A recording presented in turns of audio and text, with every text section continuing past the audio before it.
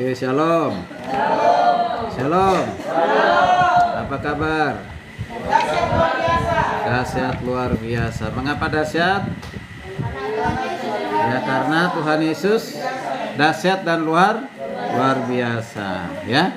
Oke, kita bersyukur kita sudah masuk di minggu kedua bulan Juli, dan untuk KTB atau Komsel, ya, kelompok tubuh bersalam Immanuel di Taman Alamanda. Semua kita tentunya ada hari ini bukan karena suatu keterpaksaan, ya, tapi semua karena kerinduan untuk bersekutu, kerinduan untuk membaca merenungkan firman. Ya, mari bersama-sama kita melanjutkan bahan pendalaman Alkitab yang sudah dibagikan. Hari ini kita sudah masuk ke bagian yang ke-7. Ya, bagian yang ke-7.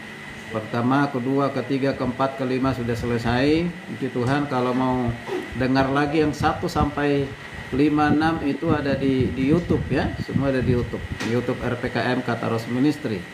Ya, supaya kita semakin diberkati. Nah, hari ini kita masuk ke bagian yang ke-7, yaitu dengan topik disiplin dan kerja keras. Ya, kerja keras, disiplin dan kerja keras. Ya, dasar firman Tuhannya diambil dari 2 Timotius 2 ayat 1 sampai 7. 2 Timotius 2 ayat 1 sampai 7. Oke, kita akan bagi, ya. Kalau satu-satu itu nanti. Oke. Anak-anak membaca, ya, anak-anak membaca. Mana anak-anak? Ada anak-anak? Saya. Ya. Oh, ini mulai dari bapak-bapak dulu. Bapak-bapak dulu. Ayat yang pertama, kedua bapak-bapak. Oke? Baru yang ke berikutnya kaum ibu, ayat 3 dan 4. Setelah itu anak-anak, ayat 5. Ya, ayat 5. Oke? Sudah, anak muda ayat 6 sampai 7. Sudah? Jelas? Oke, diulangi lagi, ya. Mulai dari kaum bapak ayat 1 sampai 2. Ya, ibu-ibu, kaum ibu, ya, ayat yang ketiga sampai keempat. Anak-anak ayat yang ke-5. Ke-5. Baru yang anak muda, yang masih muda itu 6 dan 7. Anak-anak 5 Ya. doang. Ya, 6, ya, 5 tadi sampai 5. Ya, 6 dan 7. Kita sampai ke 7. Sudah? Sudah? Oke, dimulai dari kaum bapak. Sudah 2, 3, ya. Sebab itu anakku, jadilah kuat oleh anugerah dalam Kristus Yesus. Apa yang telah engkau dengar dariku di depan banyak saksi, percayakanlah itu kepada orang-orang yang dapat dipercayai, yang juga cakap dan mengajar orang lain. Oke.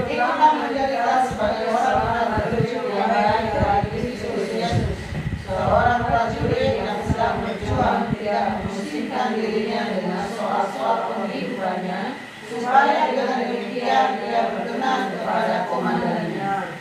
Seorang olahragawan hanya dapat memperoleh mahkota sebagai juara apabila ia bertanding menurut peraturan olahraga. Ya. Seorang petani yang bekerja keras haruslah yang pertama menikmati hasil usahanya. Perhatikanlah apa yang kukatakan. Tuhan akan memberi kepadamu pengertian dalam segala sesuatu. Iya, oke.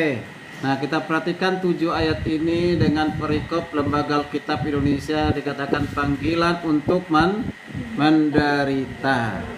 Panggilan untuk menderita. Nah, siapa yang mau menderita? Banyak orang menghindari supaya jangan menderita. Nah, menderita di sini bukan menderita karena kemiskinan, ya, bukan menderita karena dosa, tapi menderita karena kita melakukan panggilan Tuhan. Ya, panggilan itu berarti melayani Tuhan. Jadi setiap orang yang percaya kepada Kristus dipanggil untuk melayani. Ya, jadi tugas pelayanan itu bukan hanya pendeta, ya majelis, penginjil, tapi tugas semuanya orang percaya. Dia melayani. Nah, kalau kita perhatikan di ayat yang dikatakan, sebab itu anakku jadilah kuat oleh anugerah dalam Kristus Yesus. Kata kuncinya jadilah kuat. Ya. Ya, seorang pelayan Tuhan itu dikatakan harus kuat. Ya. Kuat di sini bukan pengertian kuat secara fisik. Orang yang kuat secara fisik belum tentu kuat secara rohani, ya. Ini kuat di dalam Tuhan, kuat secara rohani, ya. Orang yang kuat secara rohani seharusnya kuat juga secara fisik, karena itu mempengaruhi, ya, mempengaruhi roh kita kuat, jiwa kita kuat, tubuh kita pun kuat, gitu, ya. Nah, kuat. Nah, di sini kuat. Nah, kekuatan itu tentunya bukan karena kemampuan kita, bukan berasal dari dunia, bukan berasal dari diri kita sendiri. Maka dikatakan di situ ada kata apa? Oleh anugerah. Jadi kekuatan yang kita miliki itu karena anugerah. Apa itu anugerah? Kasih karunia. Apa itu kasih karunia? Pemberian, ya. Dan kekuatan itu hanya diberikan, dikaruniakan kepada orang-orang yang sudah percaya kepada siapa? Yesus. Maka dikatakan di situ di dalam Kristus Yesus. Kekuatan itu tidak ada di luar Yesus Kristus. Ya. Nah, di ayat kedua, sebelum kita masuk ke diskusi, kita perhatikan apa yang telah engkau dengar daripadaku di depan saksi. Percayakanlah itu kepada orang-orang dapat dipercaya yang juga cakap mengajar orang lain. Nah, apa yang kau dengar di depanku, di depan banyak saksi, kata Paulus kepada siapa? Timotius. Siapa itu Timotius? Timotius itu adalah anak rohaninya. Hei Timotius, apa yang kau dengar di depan daripadaku di depan banyak saksi? Ya, apa yang didengar? Yang didengar itu adalah Injil Kristus, yaitu Injil keselamatan tentang kematian dan kebangkitan Kristus. Nah, itu yang didengar oleh Paulus dari Yesus. Lalu Paulus lanjutkan kepada siapa? Lanjutkan kepada Timotius. Nah, kemudian kerinduan atau harapan dari Paulus kepada Timotius supaya sampaikan, lanjutkan juga kepada orang lain, ya, orang lain. Maka dikatakan di situ, ya, percayakanlah itu kepada orang-orang yang dapat dipercaya, yang juga cakap mengajar orang lain. Artinya, ya, pelayan panggilan itu harus estafet dari Yesus kepada Paulus, dari Paulus kepada Timotius, dari Timotius kepada orang lain. Siapa itu orang lain itu? Orang-orang yang dapat dipercaya. Itu disebut dengan pelipat gandaan rohani. Berarti kita dituntut produktif. Jadi kalau kita hari ini sudah menjadi anak Tuhan, ya, kita juga harus melahirkan anak-anak rohani, dimulai dari keluarga, ya. Jadi jangan hanya anak secara jasmani, tapi anak secara rohani. Ya, itu penting sekali, ya, kita perhatikan di sini. Maka di sini kita lihat seorang pelayan Tuhan yang dipercayai, yang sudah dipanggil dan diberikan kepercayaan itu, ya, diumpamakan kita ini seorang pekerja Kristus, pelayan Kristus yang seperti apa? Nah, ini yang kita menjadi diskusi. Di situ tadi ada 3 golongan yang disebut, atau 3 suatu analogi atau 3 ilustrasi. Yang pertama tentang siapa itu? Prajurit. Yang kedua olahraga. Yang ketiga petani. Nah, semua kan kita tahu, ya. Prajurit pasti kita tahu lah, ya. Ya, olahragawan pun kita tahu, petani kita tahu. Nah, coba kita masuk sekarang ke diskusinya, ya. Jadi ini ada pertanyaan di situ, ya. Saya agak rubah sedikit dari buku yang sudah ada, ya. Buku yang nama bahan yang sudah ada. Ada pertanyaan, apa makna disiplin dalam analogi prajurit atau atlet atau petani? Disiplin. Jadi kita boleh katakan gini, ya, prajurit itu harus disiplin, atlet itu pun harus disiplin, petani pun harus konsisten, juga harus disiplin. Berarti pentingnya disiplin, ya, disiplin. Nah, dari pembacaan kita itu kalau kita perhatikan apa? Pertama kita lihat dulu prajurit. Prajurit apa yang katakan di ayat yang ketiga? Ayat yang keempat ya. Apa dikatakan? Seorang prajurit yang berjuang tidak memusingkan dirinya sendiri dengan soal-soal kehidupannya, supaya dengan demikian ia berkenan kepada komandannya. Maka bagaimana seorang prajurit berkenan kepada komandannya?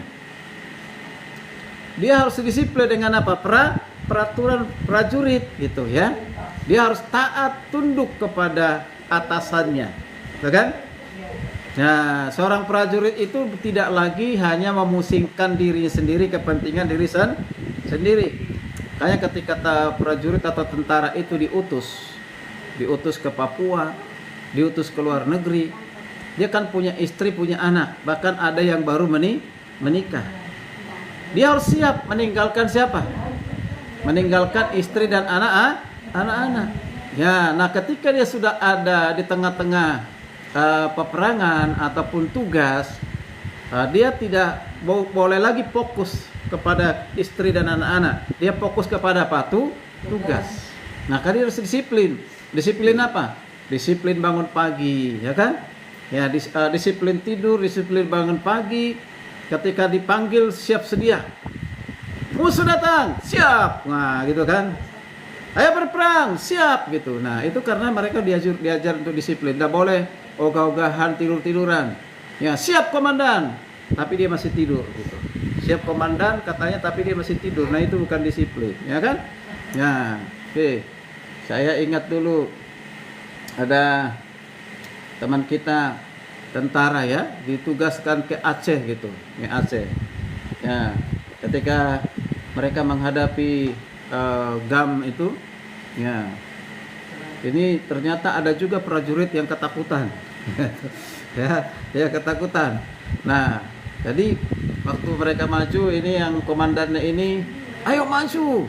Nah, karena dia malah dia bersembunyi di belakangnya komandannya. Dilihat di pangkal apa di belakangnya. Kenapa kau bersembunyi di situ? Takut komandan. Nah, itu kan. Nah ini repot tuh kalau begini nih, ya. Itu cerita dari dia itu seperti itu, sehingga ditendang dia. Ini prajurit apa ditendang? Ayo maju. Ya siap komandan. Nah, gitu. Ya itu ya. Nah, itu luar biasa. Kemudian kita lihat disiplin dalam hal apa? Atlet. Ya, atlet. Atlet itu apa? Olahragawan. Mungkin gak seorang olahragawan bisa menang kalau dia tidak disiplin latihan? Mungkin gak? Gak mungkin. Kalau misalnya dia pemain sepak bola, ya harus disiplin apa? Latihan. Ya, latihan. Ya. Nah, kalau dia mau apa itu namanya itu? Lomba lari ya, maraton ya. Nah, lomba lari maraton atau lari 100 meter, lari 10 km, 10 km apa jalan maraton. Nah, kalau dia nggak disiplin, ya kecil kemungkinan bahkan tidak menang, itu kan? Nah itu harus disiplin. Ingat dulu saya pernah ikut salah satu peserta lomba maraton. Waktu itu masih SMA kalau nggak salah ya, SMA atau SMA itu SMA. Ya, ikut lomba maraton tapi saya nggak pernah latihan. Ya, nggak pernah latihan.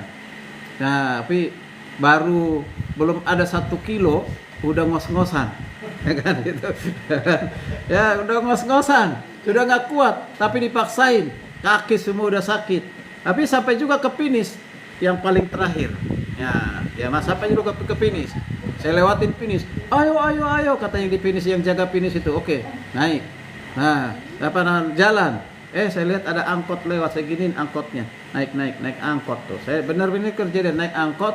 Nanti kira-kira mendekati ini mau mendekati, saya turun. Nah, turun. Jadi dilewatin oleh angkot itu banyak itu. Peserta yang kembali ke itu kan, ke start namanya ya. Tetap ke sini, ya. Nah, itu. Nah, wah, saya lewatin di orang curang kan itu namanya. Saya turun. Nah, pada ini lari kecil lagi. Ada yang lihat, berhenti. Saya nggak usah start. Curang katanya. Kenapa nggak kuat? Tapi kaki udah sakit banget. Artinya kalau orang tidak disiplin ya tidak mungkin menang kan gitu ya. Ya itu, jadi atlet harus disiplin. Ya sama kalau orang mau pintar, mau cerdas itu harus disiplin belajar. Oke, yang terakhir kita lihat di situ petani. Ya petani. Petani itu ditunjukkan disiplin itu dengan apa? Kalau petani? Petani dengan rajin tepat waktu dalam kerjaan di ladang atau di sawah, menanam, Rajin. Terus tekun, rajin nyangkul. nyangkut pula. Rajin nanam. Ya. Sama. Ya, artinya apapun itu menunjukkan kepada apa? Kerja keras. Betul kan? Petani kalau nggak kerja keras, mungkinkah bisa menghasilkan hasil tani yang banyak? Ya kan tidak mungkin kan? Dia harus kerja keras. Nah, hasil kerja keras itu tadi Alkitab katakan dia sendiri akan menikmati. Oke, jadi itu disiplin. Apapun dalam kehidupan kita dibutuhkan namanya disiplin. Ya, disiplin. Nah, sekarang kita perhatikan yang kedua, pertanyaan kedua. Pertanyaan kedua ya. Bagaimana tiga analogi yang mencerminkan sikap dalam pelayanan atau kehidupan sehari-hari? Tadi dari tiga ya analogi tadi, contoh tadi yaitu prajurit, olahragawan, petani. Nah, petani. Nah, sikap apa yang kita teladani dari mereka itu di dalam kehidupan kita sehari-hari maupun dalam pelayanan? Nah, itu. Apa itu? Misalnya kalau prajurit apa? Kerja keras lah. Hah? Prajurit apa? Disiplin dan kerja keras. Disiplin dan kerja keras. Ada lagi yang lain. Kalau prajurit apa? Prajurit itu Hah? disiplin dan patuh terhadap aturan perintah komandan. Hah? Patuh Kepada peraturan. Ya, apalagi? Kalau kita baca tadi itu apa lagi? Ya. Kalau misalnya dia katakan tidak memikirkan diri sendiri berarti fokus kan? Ya, fokus. Ya, fokus untuk melakukan tugas. Nah, itu ya. Dan ini kita lihat di sini. Berarti apa ini? Ini sebenarnya menunjukkan apa? Memiliki pendirian yang kokoh, yang teguh, ya kan? Nah, makanya prajurit itu nyawa pun taruhannya dia lakukan. Gitu. Dia pantang mundur, pantang menyerah. Orang yang pantang mundur, pantang menyerah, pasti berarti menunjukkan dia apa? Teguh. Pasti menunjukkan dia kuat. Nah, artinya yang kita teladani dari prajurit itu apa? Memiliki keteguhan iman. Itu ya. Kalau kita seorang pelayan Tuhan, anak-anak Tuhan, ya, anak-anak Tuhan, kita di dalam kehidupan kita sehari itu harus selalu teguh, kuat. Sekalipun ada tantangan, ada musuh, ada pencobaan, ada penderitaan, tetap berdiri teguh. Digoncang semakin kuat, ya kan? Goncangan itu kan banyak ya. Goncangan ekonomi, keuangan, goncangan sakit penyakit, banyak goncangan. Ya, banyak goncangan, apalagi kalau pendeta gembala sidang itu goncangan itu kuat tinggi tuh. Ya, makanya kalau semakin dia kuat digoncang, semakin naik dia. Dipakai Tuhan dengan dahsyat, ya. Oke, sekarang apa yang kita lihat dari atlet? Atlet tadi. Ya, tadi atlet itu apa? Disiplin latihan. Itu kan? Nah, kalau kita dalam kehidupan rohani kita apa? Disiplin apa? Disiplin berdoa. Ya, betul, disiplin berdoa. Disiplin apa lagi? Selain berdoa apa? Ya, disiplin beribadah. Terus? Ada lagi? Kita mengandalkan Tuhan. Ini anak muda ini kok nggak ada suaranya? Baca firman. Disiplin membaca firman. Tetap mengandalkan Ya, nah itu. Kita mulai dari doa. Ya, disiplin nggak kita berdoa setiap hari? Bangun pagi, ya, yang kita cari apa? HP. Itu ya? Ya.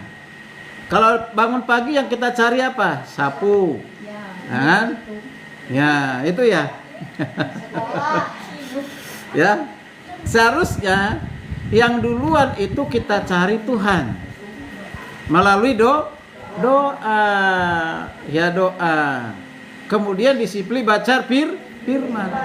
Baca firman Tuhan itu paling enak pagi-pagi, ya pagi-pagi jam-jam 4, jam 5 atau malam hari, ya sebelum sudah semuanya tidur kan gitu. Nggak terganggu gitu. Jangan baca firman itu sambilan, sambil makan, ya sambil kerja, sambil masak. Nah, itu bukan orang disiplin. Ya orang disiplin. Oke, kalau ibadah disiplin itu ditujukan dengan apa ya? Selain rajin datang ibadah, nah disiplin itu ditujukan juga jangan terlambat, begitu. Itu disiplin. Kalau sering terlambat ibadah itu bukan orang disiplin. Ya. Nah itu. Ya, karena kalau kita kan karena macet lah, kan? Nah, atau kelamaan di kamar mandi. Ya kan gitu ya. Nah, kelamaan bersolek, nah itu bisa membuat kita terlambat. Supaya jangan terlambat, harusnya lebih awal begitu ya. Nah, itu nggak disiplin namanya. Coba ini, ingat ya, dulu saya ingat zamannya Ahok jadi gubernur ya. Itu udah kalau misalnya terlambat itu pegawainya, itu gerbang ditutup. Benar-benar gerbang ditutup. Ya, seringkali ada yang terlambat dengan segala alasan apapun. Sehingga mereka pagi-pagi sekali sudah bangun. Wah, lari-lari. Waduh, tinggal 5 menit ditutup. Oh, lari-lari. Kita lihat dulu itu kan.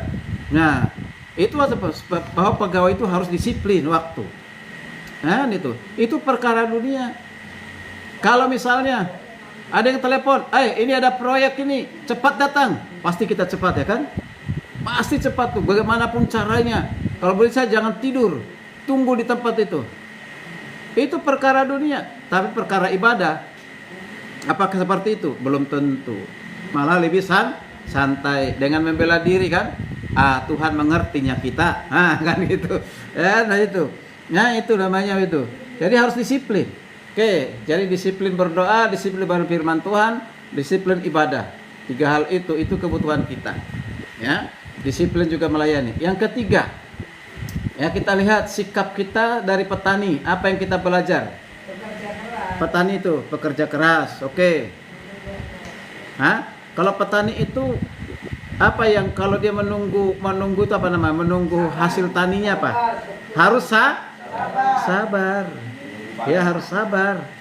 Ya berapa bulan biasanya? Kalau misalnya petani padi apa? Bisa 3 bulan. Ya. Jadi dia harus sabar. Nah, kita pun demikian dalam kehidupan kita. Kalau mau diberkati oleh Tuhan, kerja keras dan sabar menunggu hasil. Ya. Kalau kita rajin menabur, maka pastikan kita pasti menuai. Jangan pernah berharap menuai tanpa menabur. Nah, menabur pun kita tabur hari ini belum tentu hari ini atau besok dapat. Ya kan, bisa 2-3 hari, bisa 1 bulan gitu ya. Maka sabar. Kenapa? Gara-gara kita tidak mendapatkan penuaian? Karena kita nggak sabar. Lo maksakan diri gitu ya. Nah, harus sabar seperti petani itu dia sabar. Ya sabar. Oke. Nah, itu yang kita lihat. Pertanyaan yang ketiga. Oke, yang ketiga. Nah, tadi kalau kita lihat perhatikan ini seperti petani, olahragawan, kemudian satu lagi siapa? Prajurit. Mereka dibutuhkan namanya fokus atau berfokus. Nah, sekarang mengapa penting berfokus di dalam kehidupan kita sehari-hari atau fokus dalam melayani? Mengapa penting? Ya. Nah,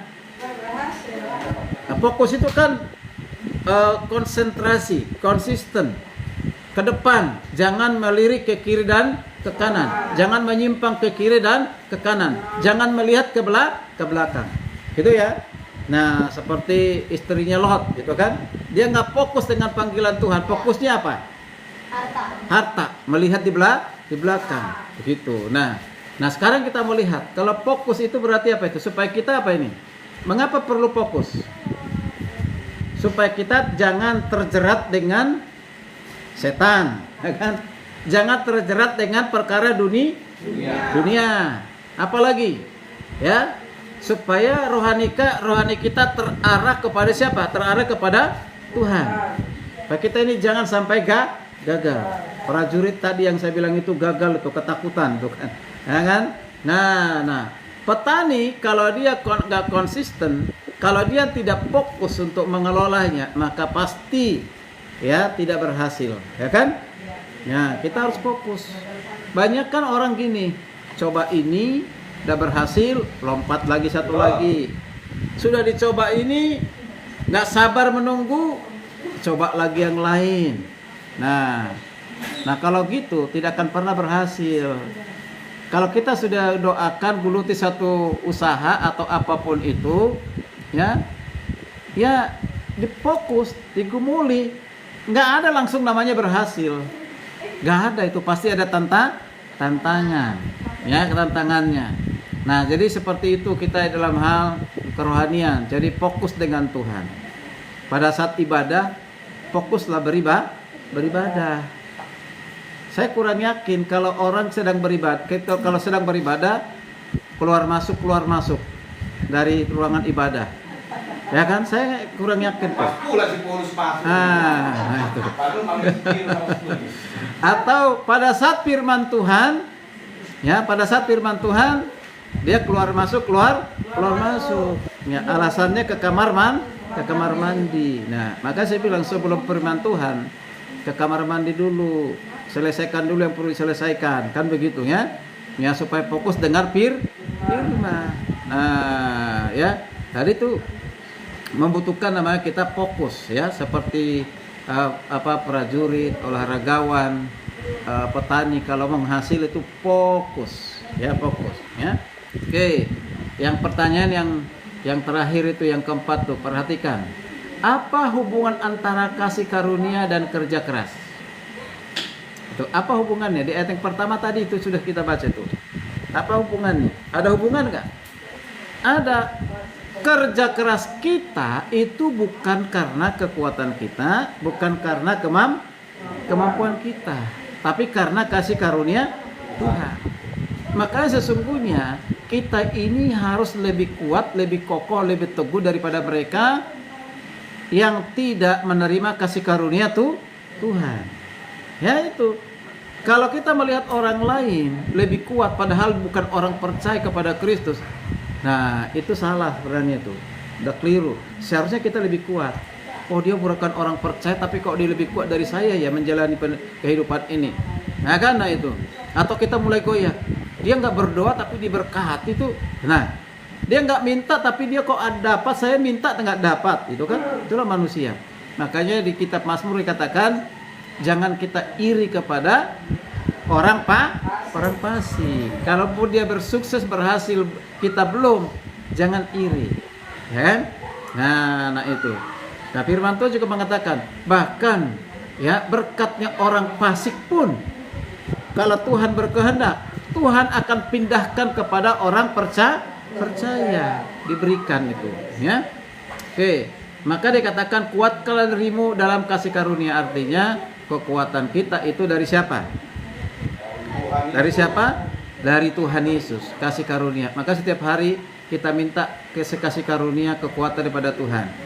Tuhan, sepanjang jalan ini, sepanjang hari ini saya tidak kuat menjalani kehidupan saya, maka saya butuhkan kekuatan daripada Tuhan. Kuat melawan dosa, kuat melawan hawa nafsu, kuat melawan keinginan dunia, kuat untuk melawan iri hati.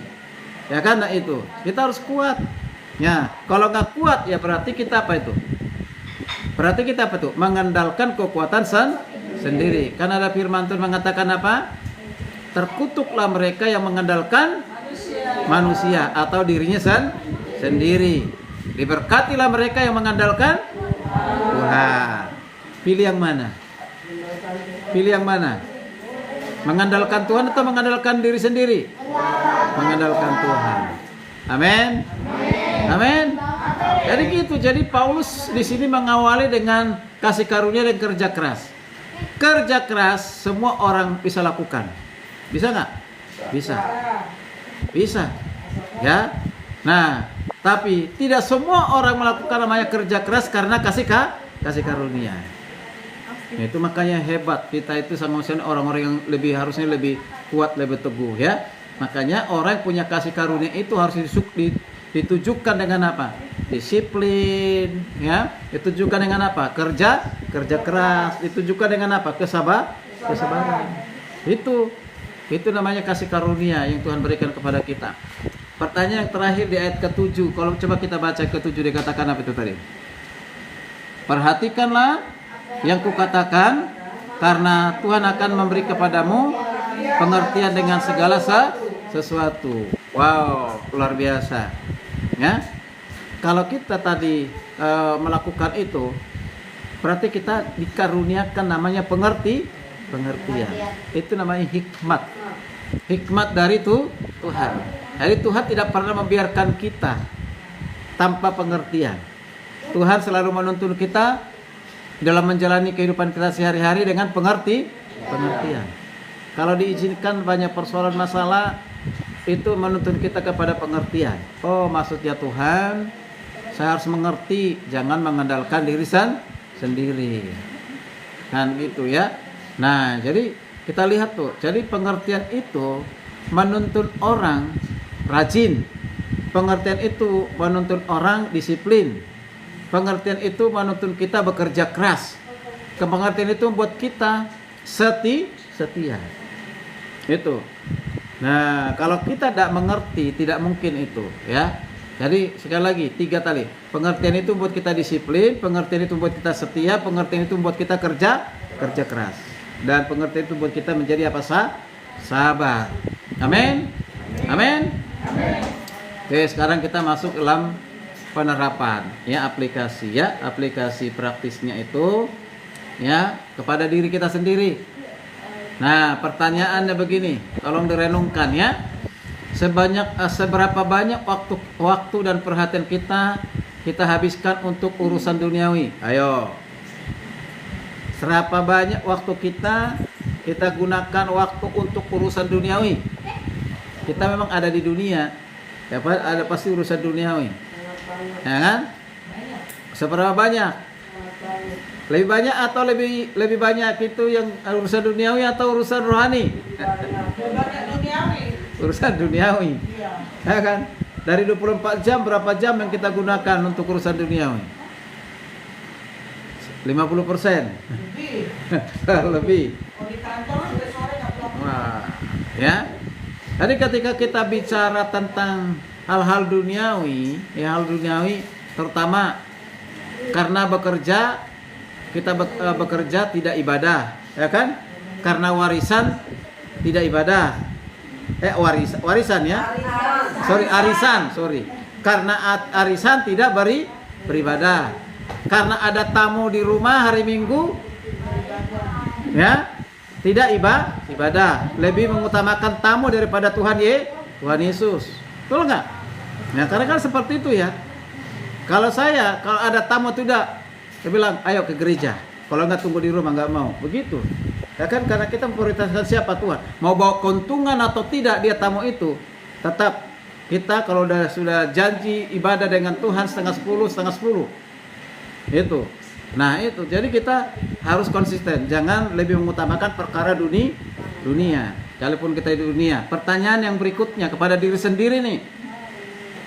Apakah rutinitas rohani, ya, doa atau Alkitab atau pelayanan dijalankan dengan konsisten? Yuk, ini renungkan kepada. Apakah semua yang kita lakukan itu, misalnya doa, baca Alkitab, pelayanan, kita lakukan dengan konsisten? Ya, harus, ya. Tapi kalau belum, bertobat, kan gitu ya. Nah itu. Baik kan kalau misalnya kita ada usaha lalu kita dalam melakukan konsisten, siapa yang rugi? Diri kita sendiri. Nah, dalam hal rohani juga harus demikian. Oke, jadi di sini ada penerapan disiplin rohani, yaitu kita harus latihan rohani. Latihan rohani itu misalnya siapkan waktu berdoa, ya, 5-10 menit. Siapkan waktu untuk baca Alkitab 30 menit. Ya. Nah, kalau mau dengar TikTok, ya dengarkan apa? Hal-hal rohani, bukan hanya lucu-lucu itu kan. Banyak kan kita lebih fokus kepada yang lucu-lucu kan gitu ya. Nah, jadi siapkan waktu. Anak-anak pun sudah disiplin untuk baca Alkitab, ya, baca Alkitab. Kemudian kalau fokus pada satu panggilan, misalnya panggilan kita di mana? Pertama, pelayanan dalam keluarga, ya, keluarga, atau dalam pekerjaan, atau pelayanan. Nah, hindari terlalu banyak aktivitas yang membuang waktu, betul kan? Yang sia-sia itu, ya. Kemudian berikutnya, penerapan berikutnya itu adalah kerja keras. Kerja keras itu jangka panjang, ya, bukan hanya hari ini kerja keras. Kalau hari ini kerja keras, besok kerja keras, lusa kerja keras, seterusnya kerja keras. Hanya orang yang kerja keraslah yang pasti berhasil. Kalau malas-malasan, tidak mungkin berhasil. Tidak mungkin itu, ya. Orang dunia aja, kalau mereka berhasil tanpa doa, mereka kerja keras, berhasil nggak? Berhasil, ya berhasil. Apalagi kita dengan berdoa, ya. Nah, jadi itu. Kemudian dikatakan tetapkan tujuan rohani, yaitu melayani di hari Minggu. Kalau ada yang kita lihat orang butuh pertolongan, kita tolong. Kemudian kalau ada orang lain perlu didampingi untuk pendalam Alkitab, kita dampingi. Itu, ya, itu. Nah, kemudian pelihara kesabaran, konsistensi. Ya, kita ingat tadi petani, ya, yang menuai, ya, bukan cepat tapi perlu namanya proses. Semuanya butuhkan proses, ya. Dan penerapan yang terakhir tuh, semua bergantung kepada kasih karunia Tuhan. Jadi mulailah pelayanan atau disiplin apapun itu dengan doa, pengakuan bahwa kekuatan itu hanya berasal dari Kristus, ya. Jadi mintalah karunia ketabahan, kesabaran dari Tuhan. Penutup, ya, sebagai penutup, ya, pelayanan yang Tuhan kehendaki bukanlah aktivitas tanpa komitmen. Harus ada komitmen. Di komitmen itu ada konsentrasi, ya, fokus. Tetapi hiduplah berakar dalam kasih karunia, serta dijalani dengan fokus, yaitu bekerja keras. Fokus dan kerja keras. Seperti apa? Diulang lagi, seperti prajurit, atlet, petani, ya. Nah, kita dipanggil yang 3 hal. Yang pertama apa? Teguh dalam iman. Ingat ya, hari ini pesannya itu jangan sampai kelewat begitu aja. Pertama, teguh dalam iman, seperti prajurit teguh dalam iman, ya. Seperti kemudian kita lihat disiplin dalam kehidupan, seperti siapa itu? Paulus. Disiplin dalam kehidupan, atlet, olahragawan, ya. Yang kemudian dikatakan apa? Kerja keras dalam panggilan, seperti apa? Petani. Jadi itu, ya. Tadi sederhananya dari prajurit itu adalah teguh dalam iman. Oke. Olahragawan itu apa? Disiplin. Dari petani itu apa? Kerja keras, ya, kerja keras. Oke. Jadi sebagai penutup, ya, sini dengan merenungkan siapa kita di dalam Tuhan, maka kiranya kita diberikan pemahaman dan kekuatan dari Tuhan untuk apa? Hidup disiplin, kerja keras yang berdampak kepada apa? Bukan sekedar tugas, melainkan panggilan hidup. Gitu, ya. Itu yang harus kita lakukan. Puji Tuhan. Kiranya firman Tuhan hari ini ingat prajurit. Ingat prajurit, ingat teguh dalam iman. Ingat olahragawan, berarti ingat disiplin. Ingat petani, ingat bekerja keras. Begitu. Oke, di situ ada ayat hafalan. Ya, 1 Korintus 9 ayat 27. 1 Korintus 9 ayat 27. Ayo kita baca bersama-sama, yuk. Tetapi aku melatih tubuhku dan menguasainya seluruhnya, supaya sesudah memberitakan Injil kepada orang lain, jangan aku sendiri ditolak. Ayo, coba hafal 2 menit. Ya, sambil menghafal saya menyapa dulu mereka yang di TikTok. Silakan dihafal. Shalom, terima kasih untuk semua yang bergabung di TikTok. Kiranya firman Tuhan hari ini menjadi berkat Bapak Ibu sekalian.